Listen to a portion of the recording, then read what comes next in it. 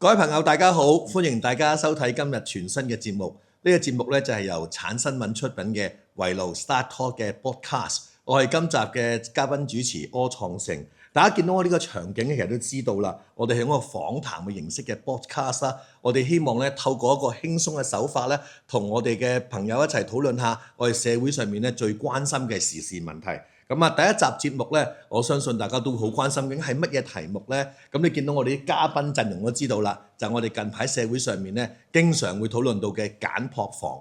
咁啊，講到簡樸房咧，我哋呢三位嘉賓咧就足以可以同大家咧就係分享佢嘅睇法。咁啊，特別重量級嘅嘉賓咧，我哋都請到過嚟喎。咁啊，分別係咧房屋局嘅副局長戴尚誠 Victor。係，大家好。咁我哋仲有咧兩位嘅專業嘅人士啦，包括咧就係香港建造業分包商聯會永遠榮譽會長伍新華 Lawrence。喂，hello，各位觀眾大家好。咁啊，仲有咧躍動青專嘅成員係溫卓恒 Kenneth， 佢都係一位專業嘅建築測量師。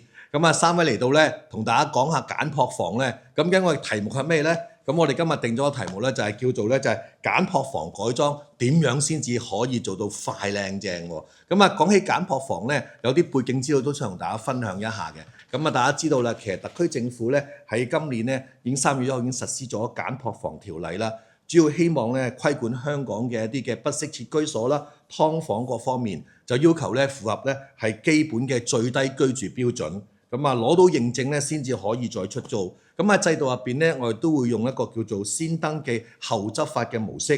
咁啊，亦都有48個月嘅過渡期。咁啊，即係1年登記啦，3年咧過渡，3年嘅寬限就俗稱過渡期啦。咁啊，我哋期望目標咧都係去嚴厲咧取締一啲嘅劣質嘅劏房。咁啊嗱，不如咁啦，講到呢度咧，一定要先問下 Victor。咁其實嗱，到現在為止咧 ，Victor 其實整個過程係咪都好暢順咧？或者而家登記情況又點咧？咁就都好好嘅嗱，大家都知道啦，其實由3月1號就已經係開始嗰個法例生效啦，咁亦都係開始登記嘅。咁其實嚟到依家咧，個登記數字咧已經係有5500多噶啦，哇，超過5500啦。係啦，冇錯。咁啊，即係話有成劏房裏頭大約有5% 以上。其實係已經係登記啦。咁呢個以啱啱一開始條法例嚟講呢，係一個好好嘅數字，亦都係非常之踴躍嘅。咁我哋都好鼓舞，即係啲劏房業主都係好積極咁樣去做登記啦。咁我哋都好希望更加多嘅業主早啲去登記啦。咁當然點解會咁多人咁快嚟登記呢？我哋都有好多招數嘅。我哋都已經講咗啦。早啲嚟登記就有早鳥優惠啊嘛，因為頭半年如果登記嘅話咧，咁就自然咧，其實響到時認證嗰陣時咧，個費用係可以全免嘅。係嗱，即係你用一啲叫早鳥優惠吸引咧多啲人早啲嚟登記啦。其實呢個登記其實喺你哋局入邊係咪都似預期定係即係估唔到咁犀利咧？嗱，其實我哋都預咗好足夠嘅時間嘅。咁就有1年登記啦，跟住之後改裝就係有3年嘅時間。咁總共其實就有4年嘅時間去俾啲業主可以去做呢啲個改裝啦。咁當然我哋用咗呢個早鳥嘅計劃嘅話咧，亦都能夠鼓勵到啲人係早啲登記之外咧，亦都係可以早少少就係去做嗰個預備去嗰個改裝嗰度啦。咁所以呢個方法咧，我相信都係幾成功啦，睇得到個數字反應都係。嗱，我講啦，要早鳥登記啦，咁其實喺過程入邊咧，總有好多嘢咧，好多唔同嘅驚喜嘅。咁我同你講下，其實喺過程入邊，咁多橋啦，個驚喜又有冇令到我哋嗰個同事即係大開眼界咧？嗱，其實我哋咧唔單止淨係得個早鳥嘅，咁我哋仲有做咗咧就係好多嘅宣講啦。係，冇錯。咁當中嘅話咧，其實我哋睇到好多問題問翻嚟咧，都係好實際、好落地點樣去做嘅。咁所以咧，我哋亦都係之前推出咗，我哋有一個專屬嘅簡樸房嘅網站啦。咁呢一個亦都好幫到啲業主去知道佢點樣去改裝嘅，因為裏頭咧係會有不同嘅指引啦。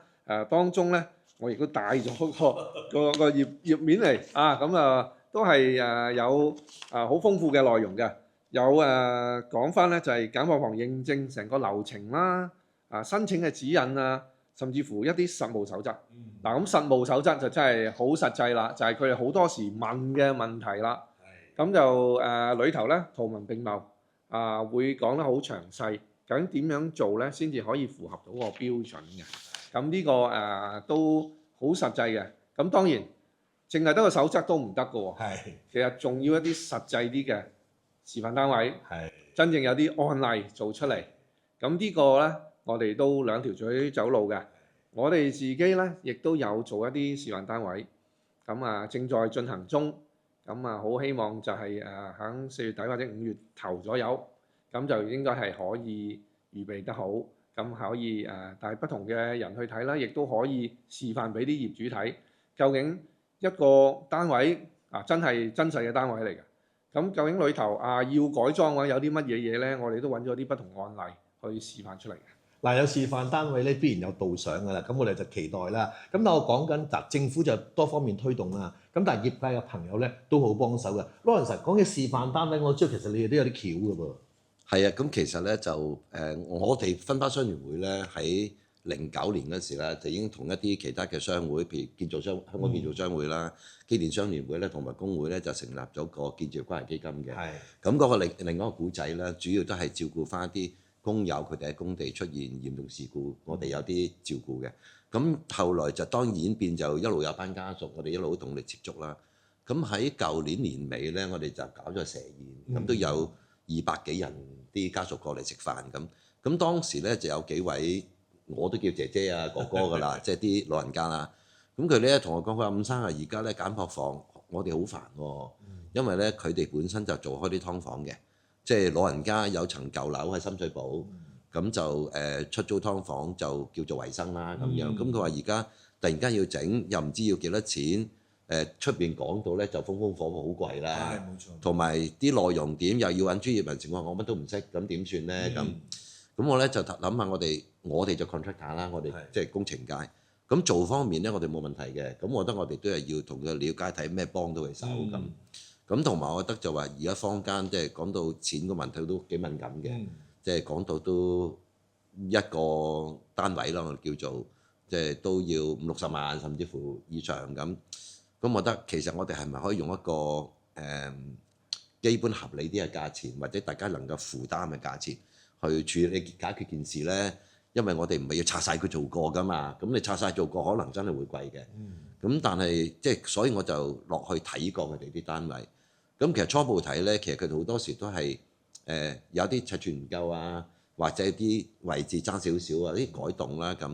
咁但係去到最終，我覺得就因為需要一啲專業嘅人士參與嘅，咁我哋咧就覺得應該揾翻啲專業嘅朋友一齊去參與呢個工作，所以我哋就聯絡咗阿 Kenneth 佢哋啦 Lips，咁佢哋本身個平台咧就主要得服務社會，咁變咗我覺得同我哋個理念好契合啦，咁就所以就揾埋佢哋一齊咧就去視察過呢啲劏房，亦都攞咗一啲嘅個案啊去參考啦咁。咁其實我哋個目標都希望咧，用一個大家都認為合理嘅成本價，幫佢哋去改裝翻，去到一個合規格嘅簡樸房嘅要求。咁就希望唔好令到佢哋個影響太大啦。咁而將來都可以符合到個規例啦。咁專業嘅就留翻專業嘅人講啦。咁我交俾阿 Kenneth 啦。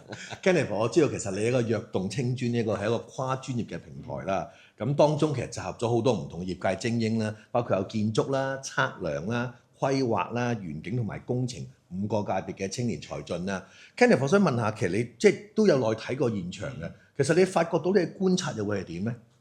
我落去現場嘅觀察咧，其實我首先可能講下我係對呢個條例嘅理解啦。其實我哋即係我自己本身都認為呢個簡樸房條例其實已經提供咗好大嘅彈性俾業界，無論係俾業界即係我哋 practitioner 啦，或者啲業主其實都有好多嘅彈性，可以好簡單即係將個 comply 到嘅難度其實已經大大降低㗎啦。咁不過我自己覺得就對於業主嚟講，或者我哋作為從業員都有個即係幾點要留意嘅，尤其是對於一啲現成即係現存嘅簡樸房，即係我哋未叫簡樸房啦，就叫劏房，未啱例嘅現存劏房，有一點要留意就係我哋其實簡破房要 comply 到咧，其實最主要係分開兩樣大嘅議題嘅。咁一個比較簡單嘅就係我哋可能加啲設備啊，例如通風啊，例如加個廁所入邊啊，例如可能將個窗改裝啊。咁其實我哋係好容易可以喺現成現在即係喺原地已經可以改裝到嘅。咁第二部分要難度高少少，稍為咧就係可能啱啱伍生講過話啲尺寸唔夠啊。咁可能本身入邊係冇廁所啊，要加多個廁所落去啊。咁其實呢啲都幾影響到入邊嘅尺寸嘅。咁我哋成日覺得即係我哋躍動青專啦，作為年輕嘅專業人士啦，我哋成日覺得條例就係即係好硬邦邦嘅喺晒度㗎啦。咁你最簡單嘅方法就係即係叫啲業主而家拆晒佢再做過啦。咁其實呢個唔現實嘅。咁所以我諗我哋即係我哋躍動青專或者我自己本人啊，都係用一個即係跳出框框 creative 啲嘅想法去幫，尤其是我哋係幫緊一啲即係需要幫助嘅人啊，可能個手頭好緊嘅，咁係將一啲譬如10樣嘢要做，我哋係本身個條例當有10樣嘢啦，可能我哋淨係做2樣嘢，咁就可以 comply 到，仲使最少嘅錢，改動最少，令到佢哋可以繼續去營運做一個合規嘅簡破房。Kenneth， 我想問下，據我所知咧，其實好多嘅業主啦，或者好多嘅租客都好擔心咧，就係究竟簡破房條例生效咗之後對佢哋影響啦。等我聽你咁講咧，其實大家都應該係存一個叫做認知嘅心去處理。咁另外就係話，亦都冇一個概念咧，係要將你成個房咧去做一啲好大型嘅改裝。以你嘅專業落去睇，你會發覺到其實嗰啲嘅即係我哋俗稱小修小改啦，其實呢啲係咪都能夠可以滿足到簡破房條例嘅要求咧？其實都好case by case 嘅，但係我哋以個經驗去睇咧，其實大部分簡破房咧都係好接近可以 comply 到條例，即係符合到個條例嘅。咁啊，例如可能最小修小改啦，就係可能加翻個通風啦。咁啊，中型啲嘅改動可能就係要將個門，即係走火門嘅出入口，可能要左變成右，右變成左啦。咁可能真係大嗰啲就真係可能本身個尺數係爭得太遠嘅。咁呢啲就可能會 case by case，可能將2間房去 combine 佢，咁就盡量將嗰個影響，即係對於業主嘅影響減到最少啦。Rita， 頭先我哋講嚟講去咧，就希望能夠個條例生效咗之後咧，大家都適應呢個情況咧。咁你講咗我哋有示範單位啦，我哋都有啲唔同嘅係嚟緊好多唔同嘅措施啦。咁喺成個過程入邊，你自己去觀察我哋嘅業主或者我嘅租客，對於整個安排上面，其實佢都係一個好開放嘅態度去處理嘅喎，係咪？係嘅。其實Lawrence 同埋Kenneth 都講得好好嘅，即係因為改動咧有大有細啦，咁亦都要睇翻本身每一個個案不同嘅情況嘅。咁所以咧，其實啲業主啊或者係啲租客本身咧，其實都係好關注翻佢自己個單位個不同情況，會有不同嘅問題。咁所以咧，其實我哋咧亦都會有熱線電話啦，亦都會有6隊嘅區域服務隊，其實係可以幫到佢哋，真係睇翻佢哋個情況係如何然之後亦都係可以適當地去幫助佢解答佢哋嘅問題嘅。咁喺呢度其實頭先都講過一啲好細嘅改動，其實有機會都已經係足夠啦。咁樣我哋其實都睇到嘅，譬如我哋而家要求一個煙霧探測器擺翻個滅火筒啊，其實呢啲真係唔貴嘅一樣嘢嚟嘅。其實當一個劏房佢個面積同埋本身已經有洗手間咁樣啦，其實做好少嘅改動已經係足夠嘅。咁所以其實嗰個改動咧就真係變咗要符合個法例標準咧，其實係唔係太多，都係有好大部分嘅現成嘅單位咧，加少少改動咧，就已經係做得到嘅。我自己接觸咧喺社區咧，其實個社區服務隊咧，我覺得都要一讚嘅。因為其實社區服務隊咧，我哋以前嘅認知係點咧？就係話真係有啲新嘅政策落地，你要叫政府同事去解咧，就絕對冇問題，佢一定係即係赴湯蹈火都去解嘅。咁但係咧，即係你要解得通或者解得明佢哋嘅語言咧，其實大家都花好多唇舌。咁頭先你講社區服務隊，我自己喺地區接觸咧，其實呢一班嘅朋友仔其實佢都好落力嘅喎。其實佢哋嘅職責又係做啲咩嘅咧？其實啲6隊呢個我哋嘅區域服務隊咧，咁就都好重要嘅。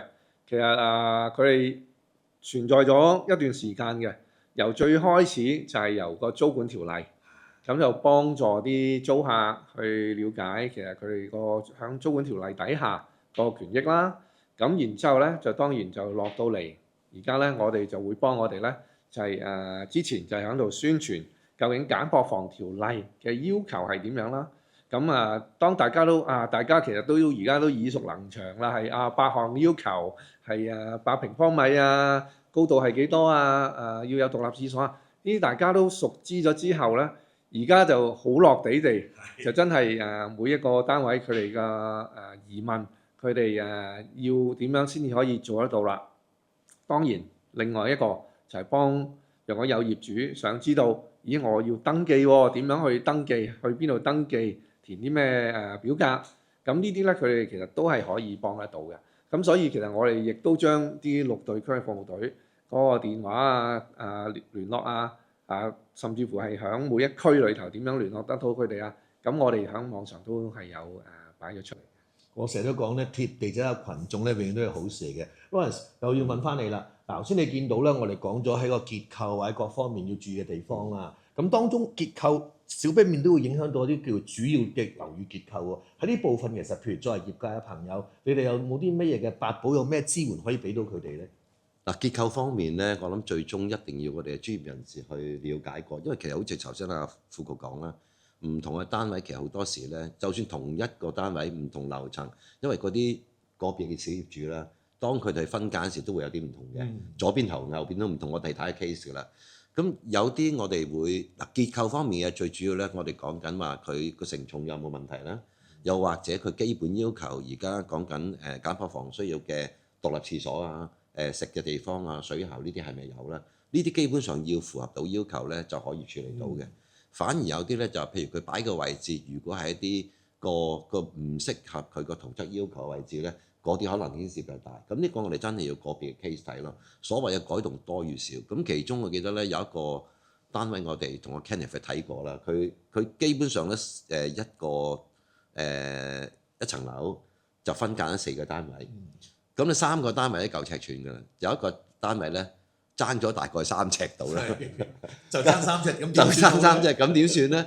咁咧我哋係同阿 Kenneth 商量，咁咧佢又諗咗個好好嘅方法點咧？佢因為嗰度都牽涉門對門啦，有啲走火通道嘅要求啊咁啦，咁就呢度咧我哋將隻門咧就封咗佢，推出幾尺，咁令到佢個單位可能將部分嘅牆改動啦，就將嗰隻門就推翻出，就封咗佢之後變咗個內籠嘅尺寸咧就應該夠用啦。咁而將個門咧就移咗去第二邊，咁令到咧又唔會影響消防啊咁。咁呢啲就係即係一啲佢哋專業啦，大家再用個我哋小宇宙去諗諗點樣用最低嘅改動而達到最好嘅結果。咁當然其實而家咧即係最終我哋幾時開始做咧，都要真係要約到業主開門睇晒啦，因為我哋每一次去睇得1間2間，其實入邊有啲單位嘅內邊我哋睇唔到，咁所以變咗我哋都會約緊嚟緊會落去度尺，我哋希望盡快可以，如果有啲小業主都願意嘅，就做一啲我哋都叫示範單位啦，即係係一個點樣我哋用最低嘅最少嘅改動，最低嘅成本可以幫我哋做到，同埋佢哋真係大部分老人家啦，都好擔心即係觸犯法例，其實佢哋好人嚟嘅。我見佢哋真係有良心嘅，佢哋唔係嗰啲話即係環境好差嘅劏房，唔係，即係甚至乎都唔係就咁油漆，仲鋪埋瓷磚添。但係有陣時就好心喎，就做壞事。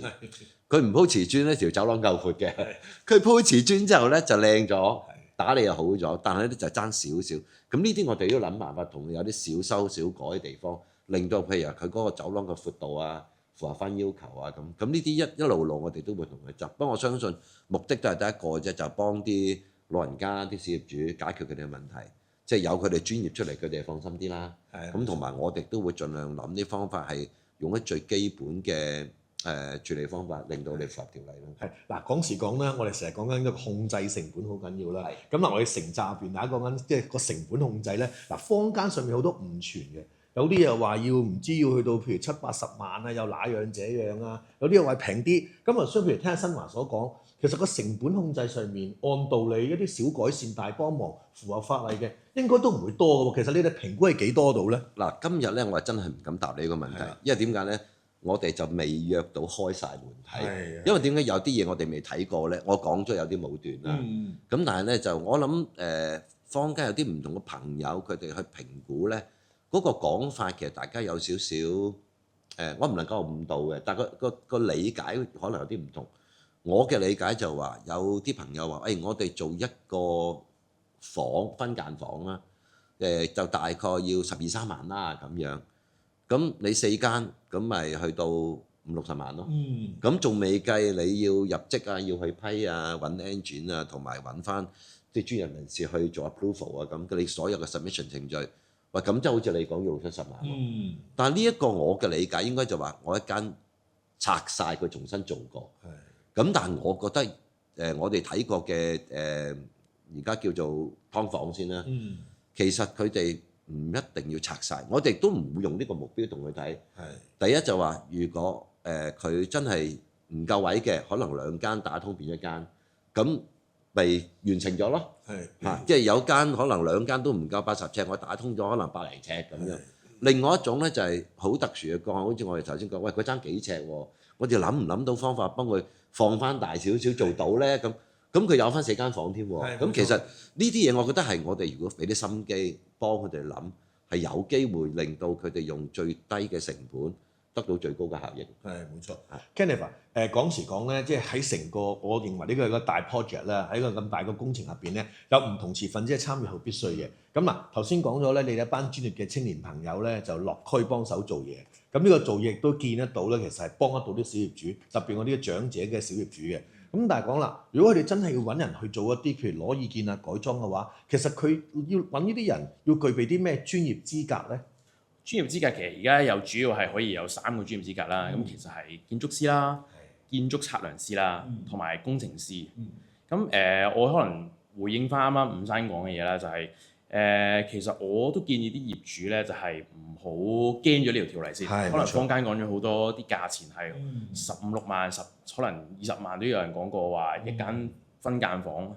咁可能好多業主，例如我哋幫緊嘅即係嘅受眾啦，或者啲公公婆婆啦，佢一聽到呢個價錢好驚嘅，咁亦都唔想理呢條條例嘅。咁我首先係建議佢唔好驚呢條條例先。第一件事一定係要登記咗佢嘅分間房先啦。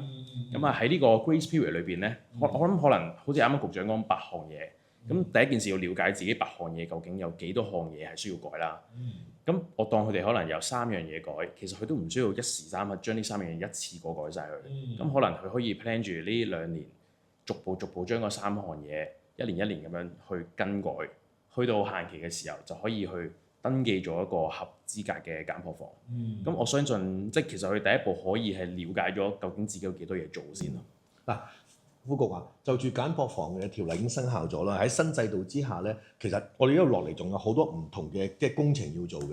呢個工程包括睇示範單位、導賞或者同唔同專業嘅溝通啦。其實即係點樣能夠繼續確保同我哋嘅社區團體或者專業團體保持一個好緊密嘅聯絡，從而令到啲業主真係了解到佢需要咧。嚟緊局有啲咩打算咧？係咁啊，其實真係好緊要嘅，因為我哋都要同整個條例執行期間咧，其實都有好多不同嘅團體組織人士去參與當中嘅。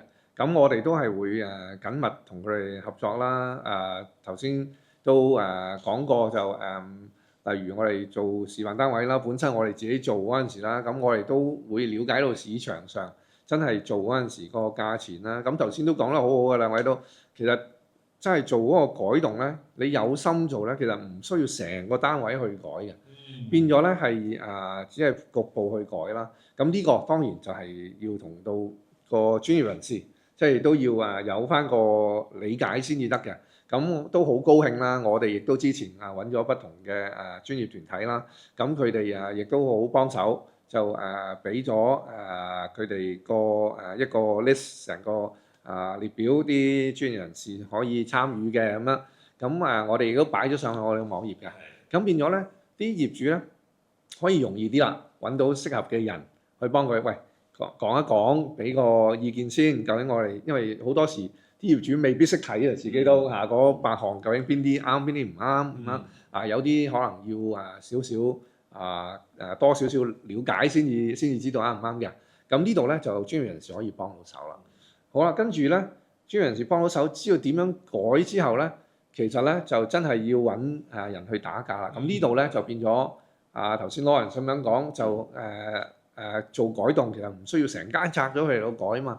之前好多都係咁樣講，其實嗰個價錢好嚇人嘅，就係咁樣嚟嘅，就係講緊係成間拆晒去改嘅。咁其實由我哋自己做又好，或者頭先Lawrence講佢哋睇嗰啲都好咁樣，其實好多時都係局部改就已經係改得到㗎啦。我哋其實而家做緊嗰個示範單位，其實咧都可以透露少少嘅，都係講緊係由幾萬，即係3幾萬蚊一個單位，去到成個單位係3間分間單位嘅去改動咧，都係10幾萬之內咧已經係做得晒㗎啦。咁個改動係大嘅喎，即係改廁所、換門咁樣嗰啲咧，加埋晒咧，其實真係10幾萬都已經可以㗎啦。咁最主要嘅就係唔會拆晒佢嚟去做，呢個係好緊要嘅。你拆晒佢嚟去重做，當然係會貴㗎啦。咁當然裏頭咧變咗牽涉到咧最終認證嗰度都係要專業人士去幫手出一個嗰個認證報告核證報告。然之後就係交上嚟去做呢個核證嘅。咁呢度其實當中好多人可以幫手嘅，例如頭先我哋講嘅區域服務隊啦，本身我哋自己個專責組亦都可以打電話嚟查詢啦。咁我哋亦都會繼續去辦好多不同嘅宣講會，同不同嘅團體去接觸，去等佢哋理解多啲。我哋亦都會去解答佢哋嘅問題嘅。另外仲有一個好關鍵嘅一個人咧，就係有一啲中介啦，呢個就係嗰個即係estate agent，即係嗰啲地產地產經紀，冇錯，地產經紀，因為佢哋咧好多時都係啲劏房嘅住戶啦，都係經佢哋去租嗰啲地方嘅。咁嚟緊嘅話咧，其實我有認證咗嘅單位啦，亦都有登記咗嘅單位。咁其實呢啲兩個列表，無論係認證咗嘅單位又好，即係簡樸房認證單位，或者係登記咗而未認證嘅單位，我哋都會擺咗喺我哋嘅網頁嘅，變咗個透明度就增加啦。大家都知道有邊啲單位其實認證咗啦，咁變咗咧，如果佢真係要由一個劏房單位未認證嘅，要改動喎，佢想揾單位啦，咁當然可以經中介嗰啲去揾啦，亦都可以上嚟我哋個網站度睇到，咦，原來有認證咗個單位咯，不如直情搬去一個認證嘅單位啦，一勞永逸，又可以住得個環境好啲啦，咁亦都可以做得到嘅。咁呢度都好希望即係透過呢啲咁樣嘅不同模式，不同嘅人，不同嘅團體嘅幫手，咁成個嘅簡樸房條例嘅認證過程都係得以順利啦。咁當然我哋仲會有個保底嘅，如果真係佢去到揾單位有困難嘅話咧，其實我哋喺呢個過渡性房屋嗰度咧，我預咗一個丙類嘅租戶，咁佢係合乎丙類嘅租戶資格，係可以入去過渡性房屋單位暫住最長咧可以去到2年嘅時間嘅。嗱，整個安排咧，我相信要透過眾人之力啦。咁由 Sir Victor 講得好啱，其實我自己即係作為服務地區啦，我哋見到即係唔同議會嘅議員啦、立法會啦、區議會啦，都係叫關愛隊咧，都全力推動嘅。咁亦都講得好啱咧，原來咧我哋落去做劏房咧，做呢個所謂嘅舊樓咧，地產經紀真係好有幫助啊！因為譬如我自己落去有啲咩揾區咧，都揾地產經紀幫手先嘅。嗱，今日咧我哋3位嘉賓同我哋都分享過好多精彩嘅意見啦。咁其實都係講明咗咧，其實簡樸房條例嘅實施咧，係能夠令到咧我哋居住喺一啲叫不適切居所嘅朋友、劣質居所嘅朋友咧，係得到一個改善嘅。